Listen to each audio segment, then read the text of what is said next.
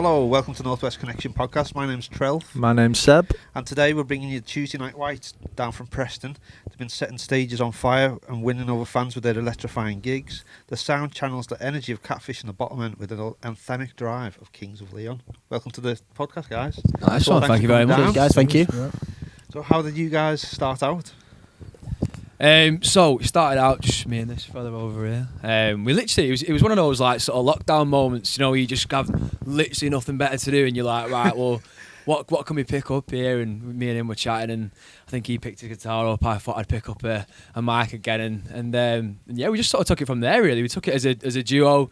Went down when the pubs first opened up again. Went down and did an acoustic set, and we just absolutely fell in love with it. This was like, this is it now. It has to be more of this now. So. We kept playing, kept trying to write a few tunes, and then picked a few of the boys up along the way, didn't we? And So now here we are. With covers originally? Yeah, literally just played a few covers. Literally in some local micropub. It was tiny.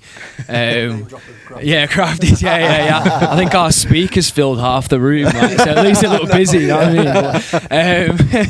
Yeah, we started off just doing that. We did that a few times. To be fair, for probably about a year we were doing that one. Just the two of us, and then eventually we thought it made sense to do it as a band. Right. And here we are. Yeah. What was the covers?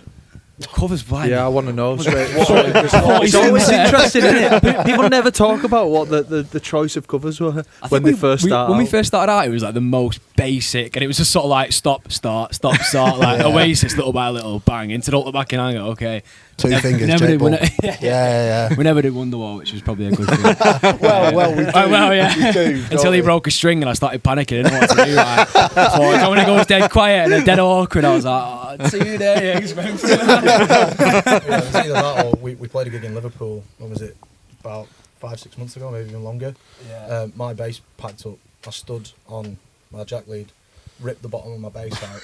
No. And Ollie and Pom and everyone else improvised while I went and fixed it. So Wonderwall got brought out then as well. It's experience. That's what you got to do. You got to do it. So how did this formation come together then? So I think the first was you first, wasn't it, Harrison? I was first. Jack messaged me just out of nowhere, kind of looking for a drummer. Do you fancy? I hadn't played for 2-3 years before this.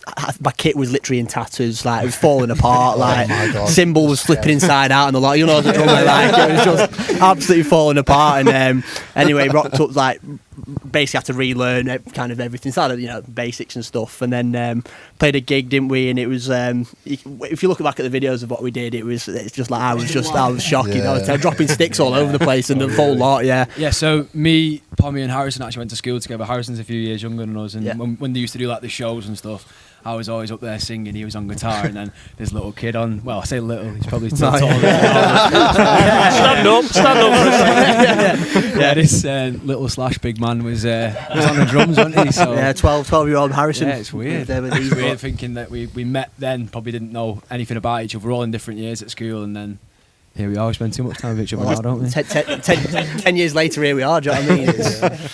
And then after that, Pommy had asked me a couple of times. We'd met each other before Go on North End, all of us besides Nath. And I told him that I'd played guitar, but I might have lied a little bit in how proficient I was and how often I actually played. And he said, well, there's 2 less strings, so you'll be all right. So the first time I ever picked up a bass was actually it was at a TNW gig, because I was a fan, a spectator for like 6-7 months before I actually joined. There's videos of when we first played and you're jumping around somewhere.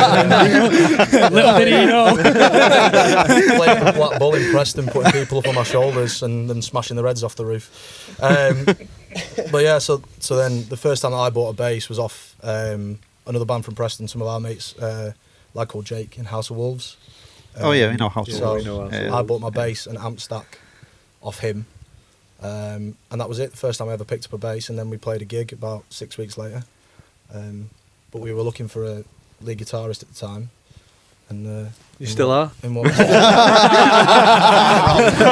him!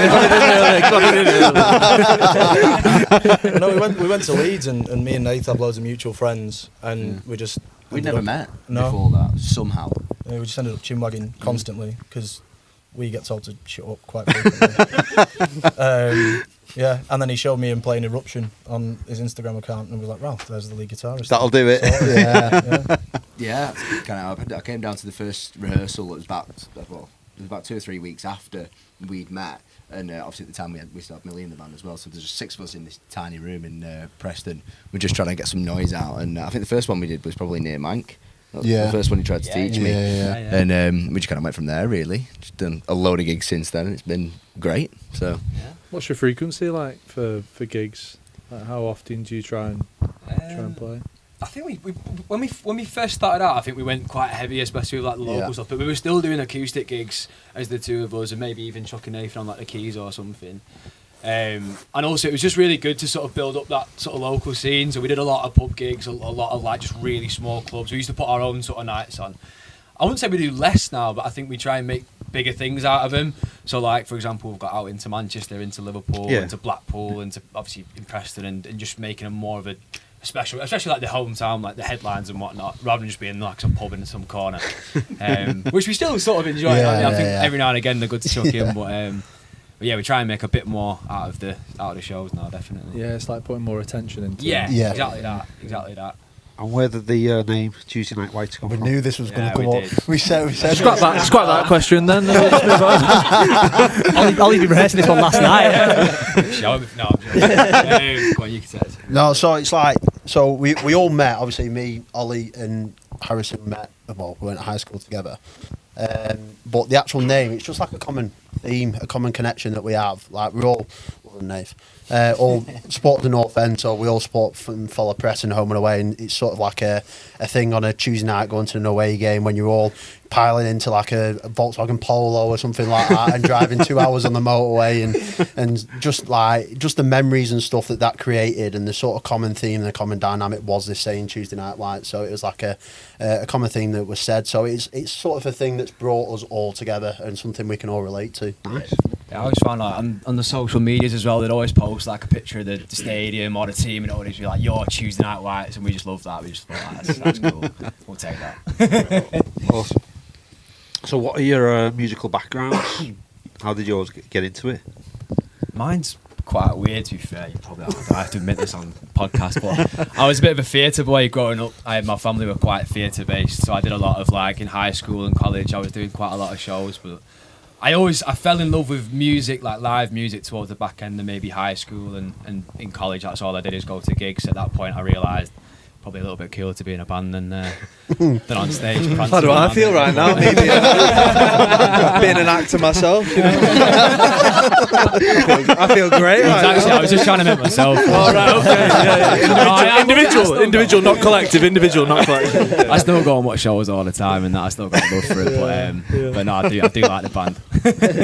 You could see my face right now. They can. GoPros over there. Oh yeah, they can. 4 years wasted at drama school. No, what were you saying, mate? Well, I was just musical background wise and things like that. I've been doing it for years. It depends how long you got, really. But Makers are like Well, it's a resident. podcast, so. well, that's a good point. No, don't tempt him. So I started when I was very young, classical piano. Started playing guitar when I was about 6 or 7. It was my granddad that taught me. In fact, the guitar that I play on stage, well, not anymore. That you lost for I 6, did. 7 I didn't weeks. lose it because I've got it, and it's at my house in a beautiful case, not moving. Where you can see it. But yeah, it was my granddad's. He bought it in '74, and he taught me on that. And it's a Gibson Les Paul. It's absolutely beautiful. But so what? 20 years I've been playing guitar, maths. Yeah, 20 years, mate, yeah. Yeah, it is. So, and then 20 minus 7. I don't know. Nate's strong suit is music, as you could probably tell. I'm like Spent mega too long with the dyslexic.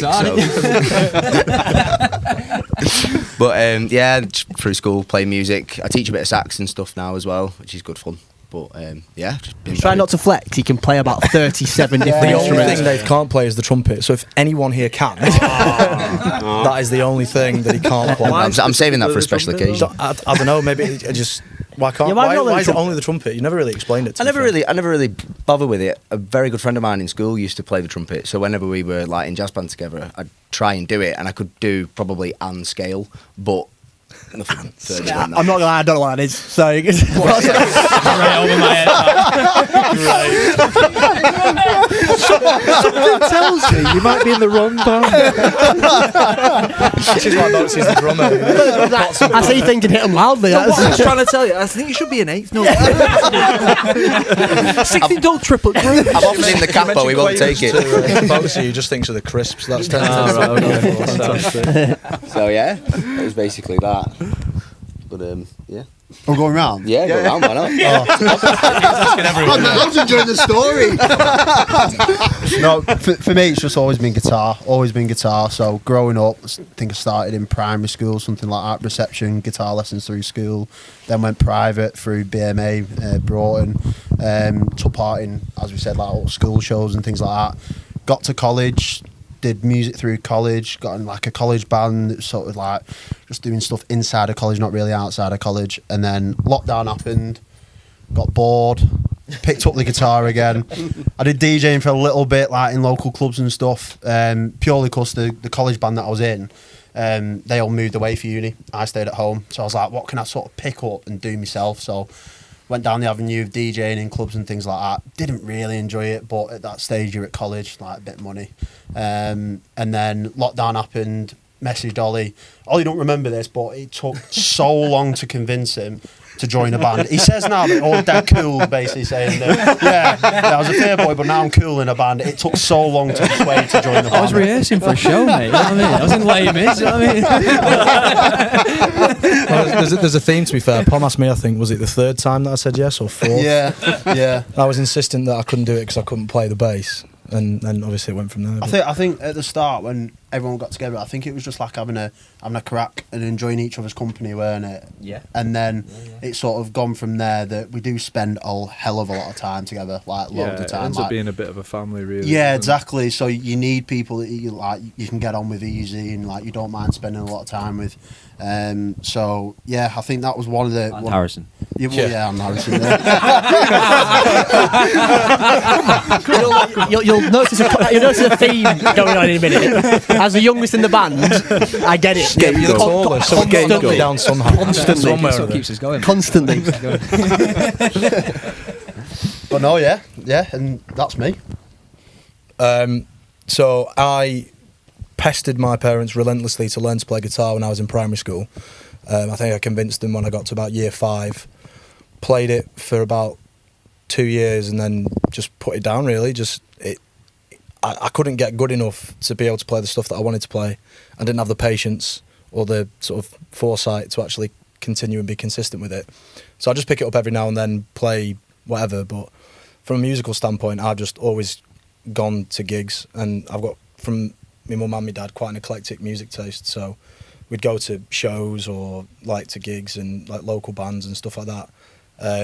My older cousin, he played bass for years in a band, so I was always kind of aware of it, but no one ever picks up a guitar and goes, yeah, I really want to be a bassist when I'm older, do they? So I do say that.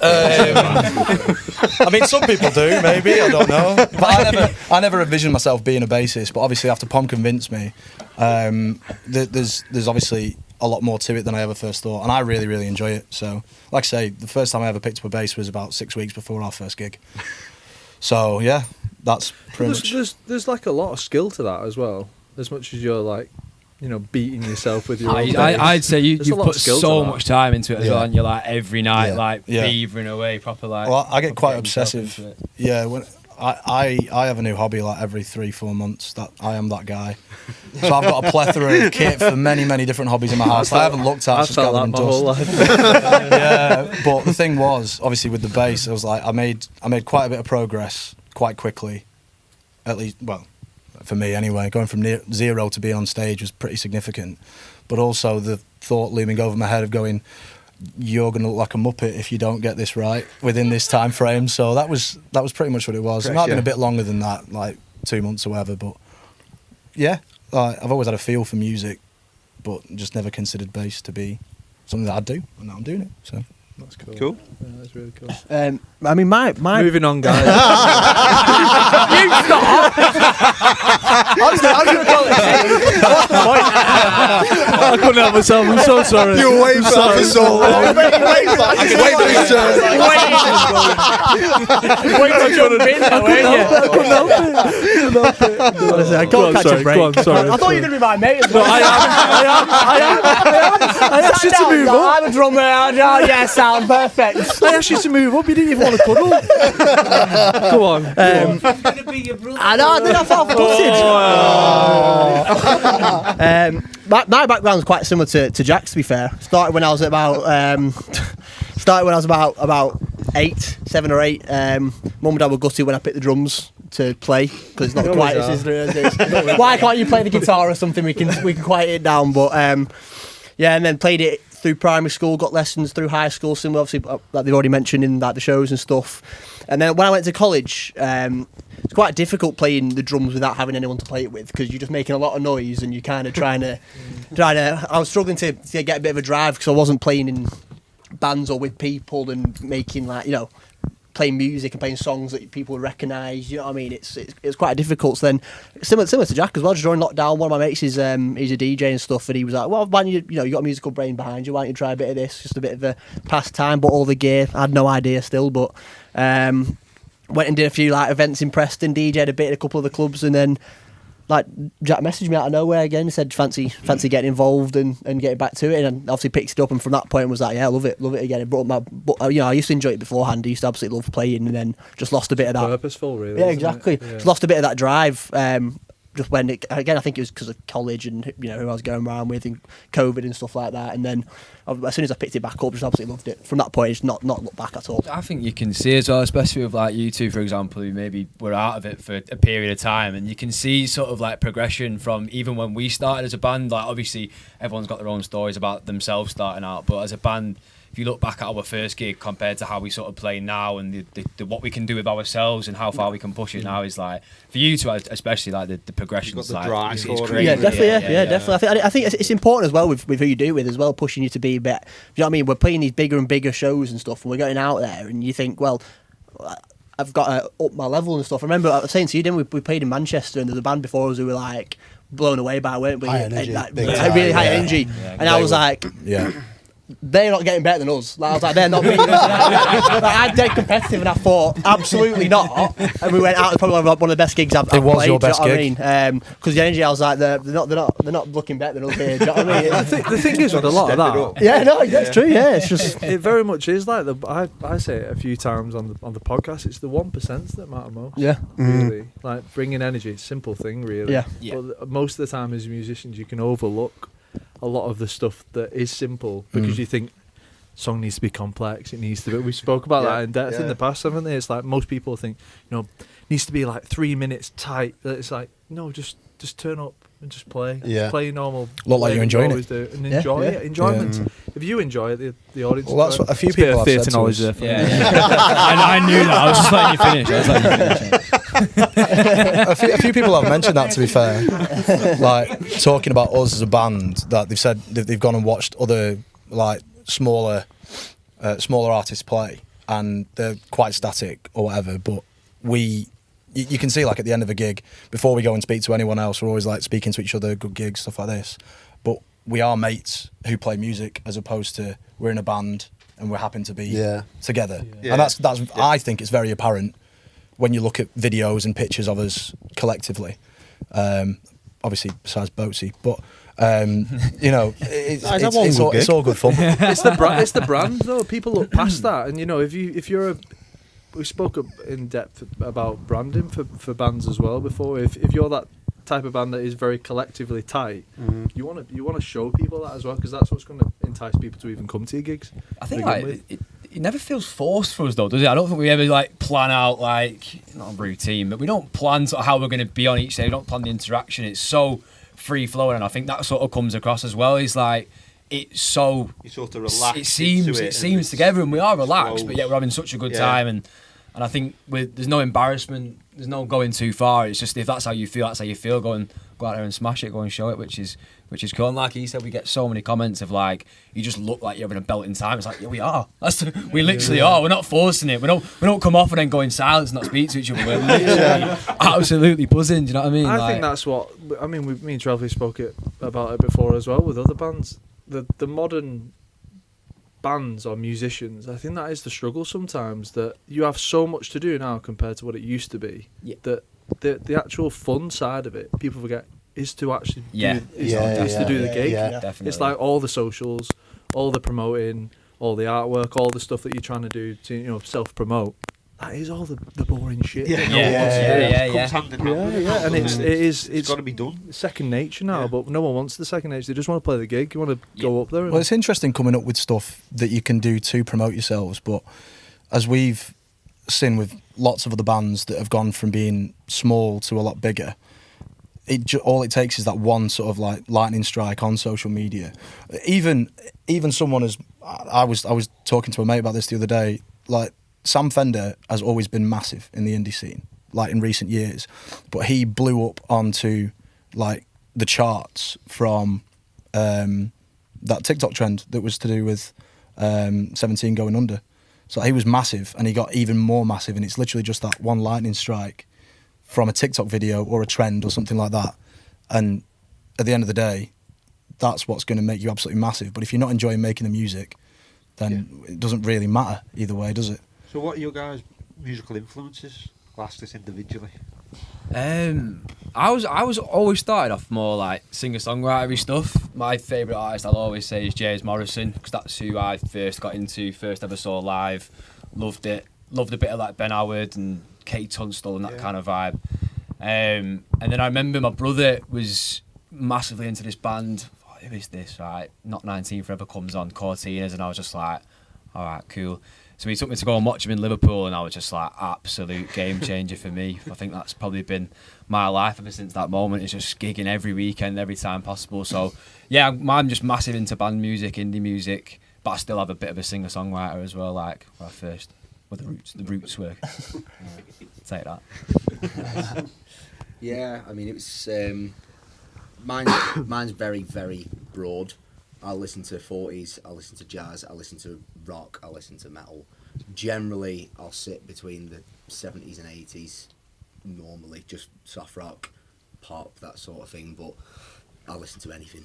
And if I like a tune, I'm going to take some of it and think, okay, let's see if we can turn this into a Tuesday Night Lights banger. And that's generally it. Generally, when we travel to gigs, no one wants to travel with me and Nath because it'll go from Slipknot to country to blues. It's so true. That is a perfect summary. It's a perfect summary. Like you could have Bring Me the Horizon 1 minute and then Ben Howard the next, and it really doesn't matter. But I can never wrap my head around jazz though. I must admit. I love it so much. Time signatures aren't my forte, and I don't. They don't exist in jazz, it seems. So Maths, mate. yeah. If I could do it, I'd understand. Oh dear. With me, I think it was the upbringing with my dad. I think it's like I was always brought up on Oasis, The Verve, Richard Ashcroft, The Jam, that kind of influence, and like it's just for me again, it's the memories of like when my dad's driving me to footy training and something like that. He had this CD collection. I remember it, CD collection in like this England CD folder, and it was just. I remember like he'd have one CD in the CD player, but then I'd be there on the way to and from training, just flicking through all these other CDs, just seeing all the names of these different artists and things, and. Yeah, I've always been brought up. My dad's massive in music, like massive on his music. Loves his music. Can't play anything, but loves his music. So my mum can play, so she can play the organ, and she's very sort of like performance wise and like that side of music, being able enjoying the performance side, the going, the rehearsing and things like that. But then my dad's got like that inner sort of fire for like the indie music, like indie rock music kind of thing. So yeah, I'd probably say it's a mix of the two, but I'd probably say more my dad's. Sort of Manchester era. Yeah, big time, yeah. It's always gotten for me on that sort of front of like gigs and stuff like that. I'll speak to my mum and dad about gigs that they've been to. Like my dad has gone and seen Pink Floyd, Oasis, John Martin. Sadly, never got to go and see Stevie Ray, Vaughan, and stuff like that. But then Mum saw Michael Jackson in Preston, which is such a surreal thing to say. Yeah, I didn't know that. Was he singing or was he just wandering about? Mum was born. He just come to Preston. Mum was born. See the famous bus station. Yeah, it was in the Guildhall. Mum was born the same year as Michael Jackson, so she went to go and see him at the Guildhall when she was like 12, and it was the Jackson 5, because Preston at one point was massive in the music scene. You know, with like clubbing, and then obviously, like you say, the Guildhall and stuff like that. Not so much anymore, with loads of different venues shutting down. But yeah, that's always what's jealous for me. And then you look at a ticket to go and see Pink Floyd, and it was like £3-4 quid. And I just paid £80 for a Sam Fender ticket last weekend. So, you know, I got them, which is fair enough. But yeah, is what it is. Mine's a bit of a weird one. So mainly Oasis. I mean, I remember growing up and my dad showed me like you know, pictures of him at my age now, you know, at Nebworth and stuff, like the first one and things, and thinking that's like unreal. And like basically just everything was always like Oasis. He loved massive on Ocean Colour Scene as well. He's a big Ocean Colour Scene fan. But he's also quite into like his like Prodigy, quite a lot of dance music as well. So when he was growing up, a lot of his, when he was hitting teenager, was like late 80s, early 90s kind of dance music and things like that. So it's kind of a bit of both. I mean, it was basically just Oasis all the time. Even like early like 90s rap and stuff as well. Like my dad was like listening to just like that kind of weird mix. Really eclectic. Yeah. Like just completely different, really. And then one thing that I will say though is that all these lads have been to like loads and loads of gigs, whereas I'm only really kind of getting onto, because I've started gigging with these lot, started properly getting onto the like the same wavelength as them, just going to gigs and thinking this is like unbelievable live music, so good. Dad never really took me or anything like that. I've always been a bit like that, to be honest. I think I've been to about 5 gigs in my life. Really? Yeah. It's just never been a thing for me, really. Obviously, I mean, I just never really had a drive to do it, and obviously until I started performing myself, I was like, it's unreal. Definitely one thing that's like really brought out of me is going to gigs and stuff, and you know, like going to gigs with these lot. We're going to this like on Saturday. Went to a gig on Saturday, I wasn't going to go, and I thought, you know what? Yeah. Why not? Like go and see live music and stuff. It's like it's quality, and it's properly brought out me wanting to do it, and it's pushed me to then also be better myself in my music, because I've been seeing these live bands and I'm thinking, quality, I'd love to do this. Do you know what I mean? It's pushed us to buy Ear Pro, that's for certain. Every single time it's ringing. You were saying like you had partial hearing loss, didn't you, after the first few gigs? Genuinely, like I had to go to the doctor and everything. We've got in-ears thankfully now, but I think he pretends that he's deaf half the time, just ignores me. I knew that was going. So the creative process within Tuesday Night White, how does that go about? Do you have one particular songwriter, or do you all just... So we started off co-writing, just pretty much the two of us, wasn't it? Yeah. We'd never like wrote songs and stuff before this No. at all. So I think it still is a learning process, isn't it? I think like every time you learn sort of a different way of doing it, or you take a section of it and think that really worked, that didn't work. But I mean, it's sort of weird because I can't really play instrument wise. Not I can play like a few chords on the guitar, and you can't sing. So you stick it together and you've got this like wonderful combination of I think that was a fair comment, to be fair. Well, he's got a backing vocals mic, You know what I so mean? either we're doing something so wrong. have you though, so You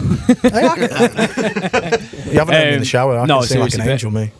When he gets on the guitar and he's got like all this Logic kit and stuff like that, I couldn't even dream of doing that. It'd take me years to learn it. So I think you with me, and I like writing words down, so you sort of combine that, and that's how we do it. Yeah, I think from my side, it's like I listen to, well, both of us do. We listen to music like non-stop all the time. So, say for like artists, like for example, I'm a massive Snuts fan, but like their earlier stuff. So I'm always listening to songs, and I'm like, I like this song, but why do I like it? Do you know what I mean? And sort of like pick the aspects out of why I like it. So like, as sad as it is, I've got like a notes folder like in my phone, and it's just full of like this band, this song, what I like about it, and what portion of the song. So say like on a Friday night after I have a few beers or something like that, get my guitar out, sit, I'd just like start playing a few chords and stuff and be like, all right, well, I've got this chords, and then have a look through what I like about certain songs and just see if I can piece it together that way. And then... Never heard anyone approach it like that before? No, It is interesting. You can guarantee if Pommy's put a picture of a pint at Crafties in the group chat that he'll message us at 2 a.m. saying, boys, I've just written 15 new songs. and he has. And, well, I mean, I it's incredible. I tried doing it. Nath kept saying to me, just try and write a song. I'm useless. Can't do it. No idea how. Me and C just turn up. We'll have a new song between the three of them. We'll go, lads, you stay out of it. We'll see. We'll go and stand outside and just have like a,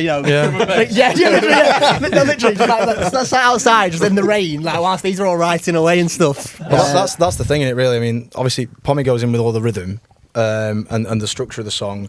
Ollie will put the melody and the lyrics to it, and Nath will. Well, yeah. I don't know what goes on in your brain. I think we get like the core concept of a song, and like we're constantly messaging about like different like things that we've come up with, different audio files. Like my phone storage is full within like a month of owning my phone, just purely because of files that we send each other. And so we get like a core concept of an idea, then we'll bring it to like a rehearsal or whatever, play through it and try and pick it up. And like your music brain is mad. So like we use his music brain to He's got a perfect change keys or anything like that. And I think it's incredible. We've done it before. We've been stuck on something. And it doesn't, and we think it's a big problem and it's going to take. We'll never be able to fix it. And then Nath will sort of listen and it's like, oh, you're just slightly out of key there, or slightly change that chord, or just whatever. Do you know what I mean? And it's something just so simple, but you've got that sort of background and knowledge, haven't you? But Nate's first language is the circle of fifths. It is. Yeah, I'm convinced. It's not even English. No. Yeah, it's good fun rocking up, and then you get samples or stems or whatever sent into the chat, and you listen to it. Like Nath will send me messages. What do you think of this? What do you think of that? Most of the time I won't see it because I'm terrible at opening messages on my phone. But there's always one. It is me. It takes 3 to 5 working days to get a response out of me. But they're always good, no matter what. And like the writing process has changed so many times. That's it. We're still learning. We are still learning. But I think what we've got now is we all understand sort of like the concept of like our sound and where we want to sort of take it. It was a lot of like sort of like trial and error, and it like with anything, it's trial and error. You try something, you play it live. Is it good? Does it get a reaction? We'll keep that. We'll change this. And it is a learning process. So we've got like songs now that even now like we're performing live and we're like, could we tweak this? Could we tweak that? And I don't think that ever ends. There's always an evolution of songs. There's stuff that you chuck in, 2 or 3 years. I mean, most bands, when they've been on the scene for 6 months, when they've been touring, or 3 months, whichever, they're going to change it up all the time because you get bored. Yeah. Or you're going to find new things in there, Jazz. You're going to find new things that you've never thought of before. Yeah. I think that also comes from like going back to what we were saying before about us all improving as well. Like we'll from where we are now, some of the stuff that I'm like playing and stuff, and like Nathan and stuff sending over to me and going like, try this. I'll be like, not a chance. I sit down, I play it. I'm like, oh, I can actually do it.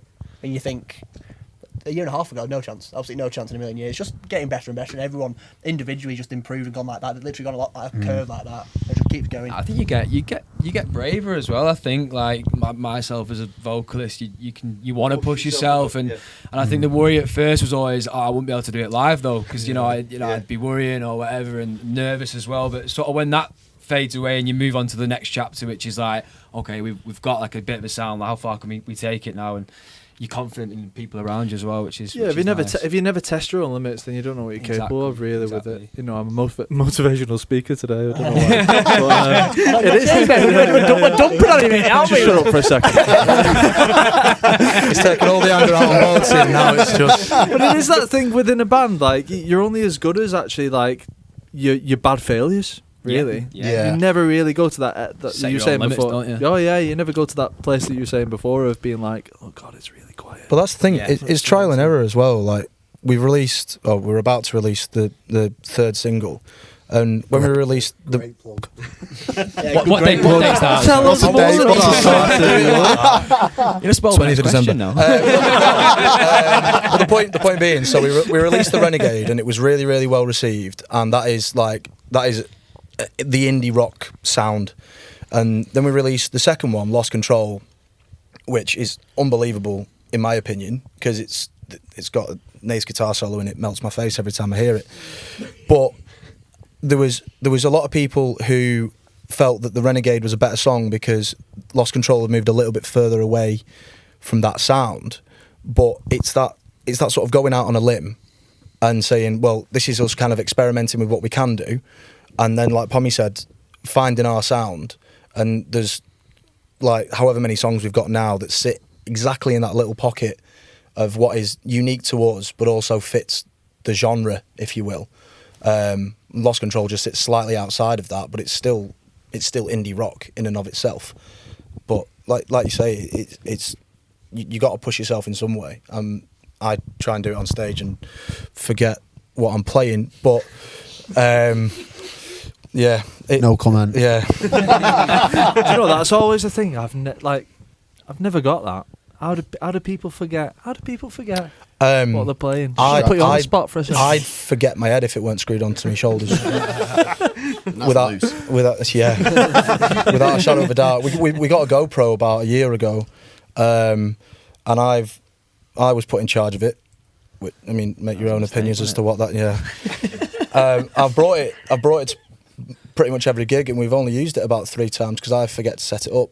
So and charge it, by the way, and charge it. Start it. Can I just clarify? It's got no memory left. GoPro confirmed that it was the camera that was the issue, not me. You left at the venue last gig as well.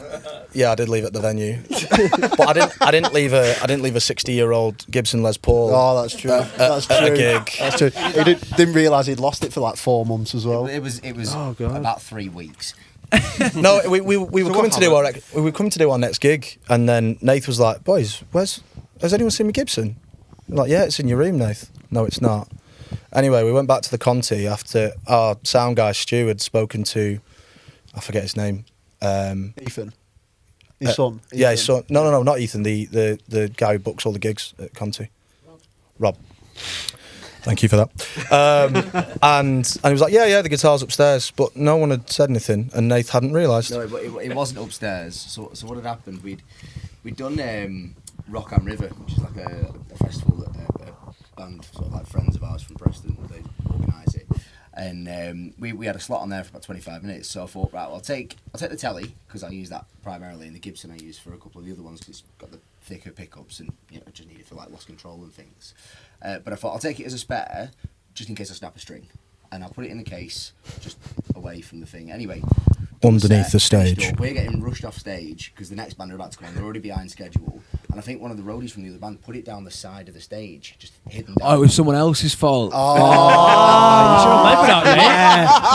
Your guitar. Fair, no, so Your granddad's guitar that you learnt on. I definitely should have checked. I thought I had. Obviously, I hadn't. There was beer. But yeah, so the sound engineer, Stu, obviously we know very well, him and his son, he found it and he put it in the cupboard, like behind the desk, and just didn't mention it. Yeah.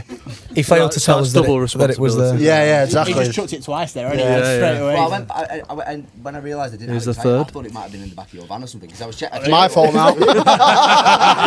Here we go. I checked yours, obviously it wasn't there. I checked mine, we turned my house upside down. I was like, where the hell is it? I went back to Hoppers. yeah, because we did a gig there. I'm sure you blame me at some point as well. Was it not my keep job digging, to? Nate. It was my job to carry it into the van. look in the wrong place. There's five responsibility shifts that you just done. No, We found the guitar though. The guitar's fine. Fair. Well, I've got it now and it's not going anywhere. Apart from to write songs on. So he's done a lot of live shows. So what is your favourite? Ooh, that's a tough one. That. I was thinking about questions you might ask on the car on the way here. And that wasn't On one. the No, I wasn't car. one of them. We've done quite a lot, haven't we? Really?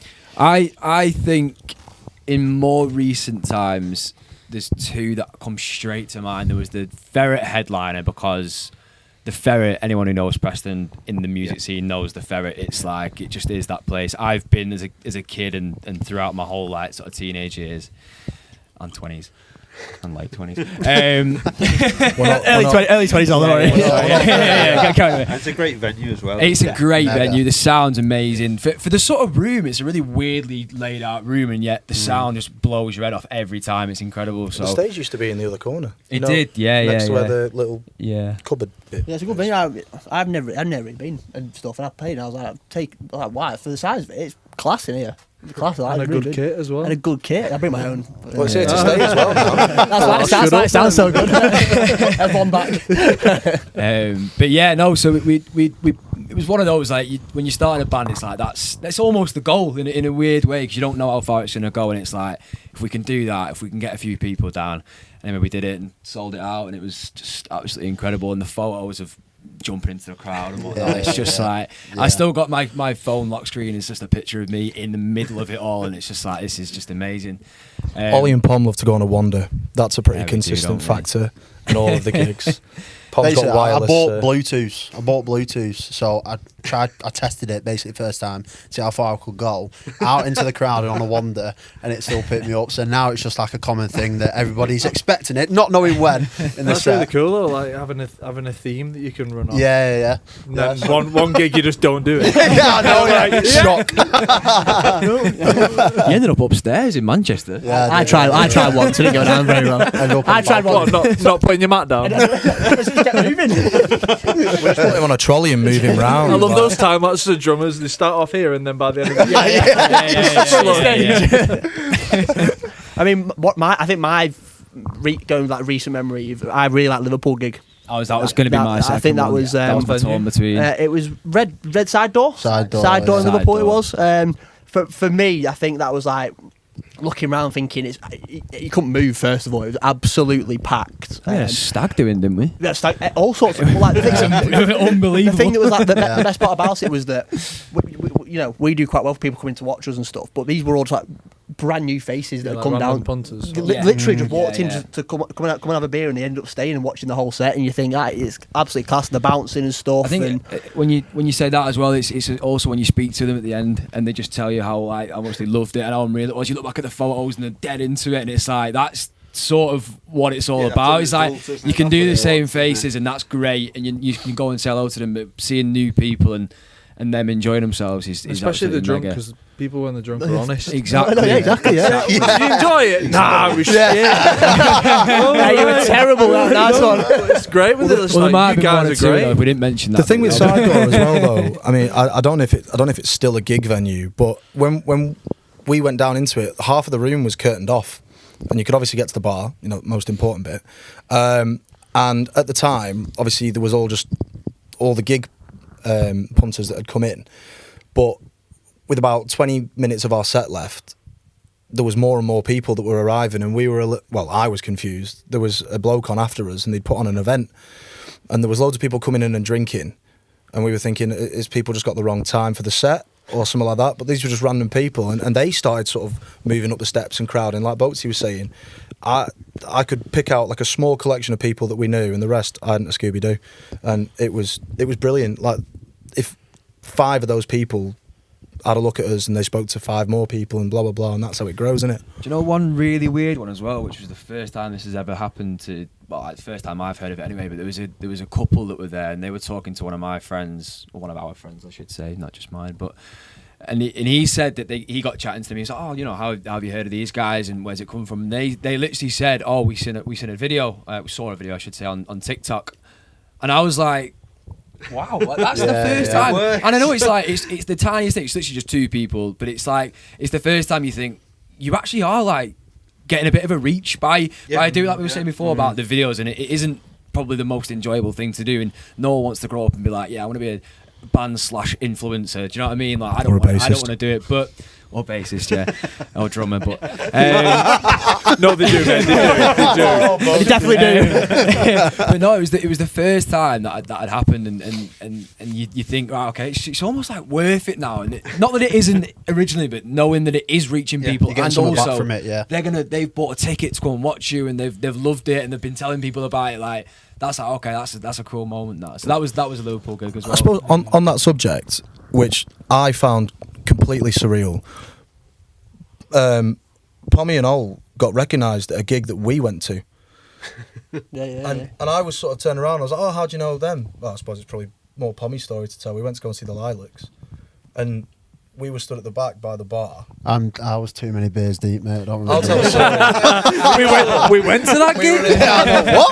We were in what was the venue? O2 Ritz. O2 Ritz. Yeah, I remember we that were at the bit. Ritz. And we stood in the back left corner of the room by the bar because there was no space, and we were close to the bar. And Pom and all were stood there, and this group of people walked past us, and they sort of did a bit of a double take of Pom, and they were like, "Are you Tuesday Night Whites?" Yeah. And he kind of went, "Yeah." And he got chatting away, didn't he? Yeah. And No, yeah, I don't really remember much of the conversation, but I couldn't hear it turns out they were from Preston anyway. They were from well, Preston, fair I remember that. So, but yeah, going back to favourite gigs, Ferret, selling out Ferret, definitely up there. But I've got to give a big mention to Bootleg. Yeah. First ever headliner Absolutely. at Bootleg in Blackpool. There was I think we'd done touching 150 like pre-door tickets. So and just people getting trained up to see us and stuff. Yeah. Spending money to come getting on the train. just seeing and- people Do you know what I mean? flood Come in watch just us to and- come and see like you boys and like obviously the other guys that were on. But it was just I think it was that moment that was the main moment for me. Was like, this is actually quite mental that people are paying, travelling, like spending the time and efforts just to come down and see you boys and what you've been writing in your spare I think, bedroom. like once or twice is like okay, like it's just nice. You know what I mean? But when you've been doing it for like what we do like 2 years now, and people are still doing it, and it's growing and growing and growing. It's like this is People asking us like, pretty when's cool, your isn't it? next gig? When you coming? Like, well, Yeah. give us a date. Next song out. We get loads of grief for that, don't we? Yeah. it's one thing your mum saying that you're good, right? Because I'm apparently good at everything, according to you. And I'm not. Your mum says that to you. Besides waking up on time in the morning. Acting all in. I like it. So very convincing. But then, like you say, when other people start saying it, and especially when it's just strangers or people that aren't from Preston or might not have heard of us. I think it hits home more when it's people that you've never met before. Yeah. Oh, it definitely Big time. does. Absolutely. Two girls said to me and Chris at You spoke to girls. sorry For a bit now. I'm stopping now. I'm stopping now. Give me a chance. That's all I'm actually here for. we were coming down, and these two girls were like, "Oh, we've come back from Australia early to come and see you." Like, what? That is mental. I was like, me and T, we were like talking away, and they like, and then they like, was this the ones when we were walking downstairs after the acoustic set? yeah, they're like, Yeah. Oh, the ferret. The ferret. Yeah, yeah. I remember. they're like, oh, we've come, and they were like, are you playing this song? We're like, no, and they're like, oh, You're a band now. Well, that's listened to it 24 hours on the plane back. What are you talking about? I know. We're like, It was that song that we did really well for us on TikTok, wasn't it? And they just kept Yeah. saying, "Are you playing that? Are you playing that?" So it was like, "Oh, that's how you know us." Then that's cool. so yeah, we didn't Yeah. play it, but I actually did feel bad. I was like, "Can we chuck it in?" that was just weird. Yeah, it was. Yeah. All right, we're on to the fun questions now. All right, I was already I've enjoying been them. To be having fair, they were already fun. If you were stranded on a desert island, which band member would be the most helpful, and which one would be absolutely chaos? Is this Right, as a well, I'm gonna collective get left involved? with bloody Yeah. sharks Can we? every Should we time all here. just say the chaos one after three? Yeah. 1, 2, 3. CD. I agree with that. I think you will, but it'd be like helpful though. However, I think he'd be the most helpful as well Yeah, because yeah. he wouldn't sit still. He'd be like, "We need to get off with You won't get bored. You wouldn't like Yeah. lose your mind because of silence. We'll put it that way. No, I'd lose my head, not because I'd go nuts, but probably because they'd knock it off. 'Cause I don't in fact, in between these lads talking is probably the longest that I've stayed silent in quite a long time. Waiting my turn to speak. And then what was the one? What was the other one? The most helpful. The most helpful. Ooh. Can I say myself or No, Absolutely not. Absolutely not. Apparently not. I'd keep the campfire Would vibes. anyone like to retract the vote? Yeah. I could perform as a musical. Brilliant. Yeah, it's a tone between you two. I'd say you're probably quite logical thinkers, aren't you, between yourselves? Yeah, take Yeah, that. yeah, I'd say so. Got It's the a age, tie. so. You've got the age. I'd say you, Nath. I'd say You've you. definitely got the Defo. age, yeah. If you try and stop, you. No, I don't know. Right, the thing is though, is like me and Nath could build the fire, but then we would set fire to everything else. So You would. I do it on purpose. You do it by accident. There is that. If you could listen to one album for the rest of your life, what would it be? Dark Side of the Moon, Pink Floyd. Oh, that was quick. Straight. That's literally that was my choice a few weeks that's ago. so Mine tough. changed every week. Yeah, mine would change daily. Easy. Just think of it as like where I you're got at that right quick because now. Nate's going to give the same answer, probably. Yeah. So we've got 2 for Dark Side of the Moon. fair. I'd have to pick the album that's been my favourite album for the longest period of time, which is Every Kingdom by Ben Howard. It's just That's rogue. so I was good. expecting Undiscovered from James Morrison there. It was either that or songs for you, True to Oh, Me, really? James Morrison. Yeah. Oh, well, good. It's like I'm on here for a reason.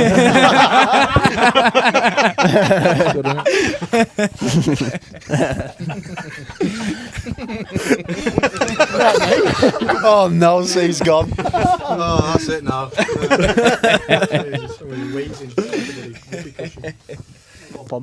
I'd go generic. What's the story? Oasis. You can't go wrong with that, can you, really? This is going to sound criminal, but I don't actually Don't think... say like J Huss or something, please. Oh, I was not say anything then. It was J Huss. It's actually Stormzy. I genuinely think I've only listened to 2 albums, as in top to bottom, properly and gone through every single song. I'd probably say it's AM, Arctic Monkeys. Yeah. Class album. It's a good album. I'd probably say that, and the other. I mean, I'm a big advocate of just like 5 songs from an album and skipping over the ones I don't listen to. I don't know. It's just I honestly that's Each probably my their own, answer. yeah. Yeah, Each their own. but probably AM, Arctic Monkeys. That's what also drove me to pick up playing again, listening to Arctic Monkeys. I just think Miles is unbelievable. Without chasing status. I think I chased it, yeah. But if we're going to probably divert the question, but that's listening to the album, I was like, yeah, I want to get back playing drums again. Cool. Nice. Are you going to stick with Dark Dark Side? Oh yeah, Dark Side of the Moon, 100%. Oh, All the way. Nice. He beat me to it, but yeah. That's why I went in quick. If you could collaborate with one musician, who would it be? oh, yours would be. You said Jimi Jimi Hendrix. Jimi then? Hendrix. Yeah. Every day of the week. Well, it's probably not struggle a our bit. sound though, and his voice would make me. Are you speak from an individual and speak from a band?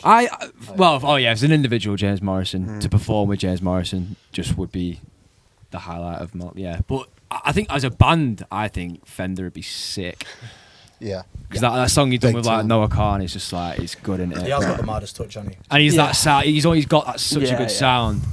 sound. Yeah, definitely, I'd go I Fender. don't think he gets enough credit for his lyrics. Yeah, his lyrics are Everyone incredible. says how good his like his voice is and stuff, and it's very like ethereal sort of. Yeah. Especially with the saxophone. I think it sort depends of on who you stuff speak he's to. I mean, I would disagree just from our experience. You know, we went to St James's Park, and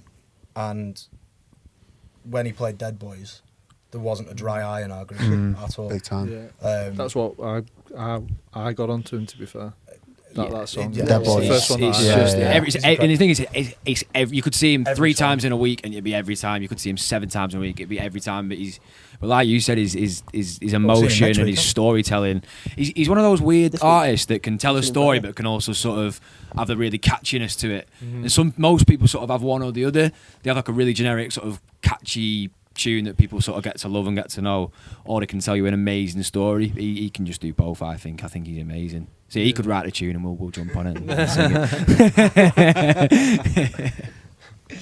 So, you've got new music on the horizon.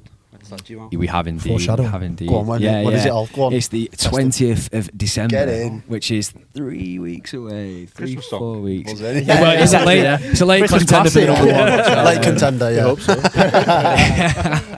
So yeah, literally 3 weeks away, just over 3 weeks, and our third single, if you want to call it that, and it's called 23.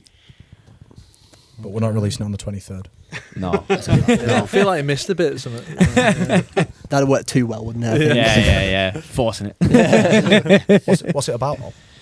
It's about A bus. It's about a bus. Sit here.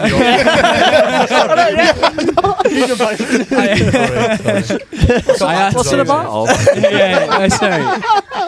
Yeah. I'd be an awful host. I just apologies. I should have sit on my hands. I had to write a little blurb for it the other day, and my opening statement was it's jokingly written about a bus, because it's not about a bus. It's nothing to do with a bus, but it's about the number.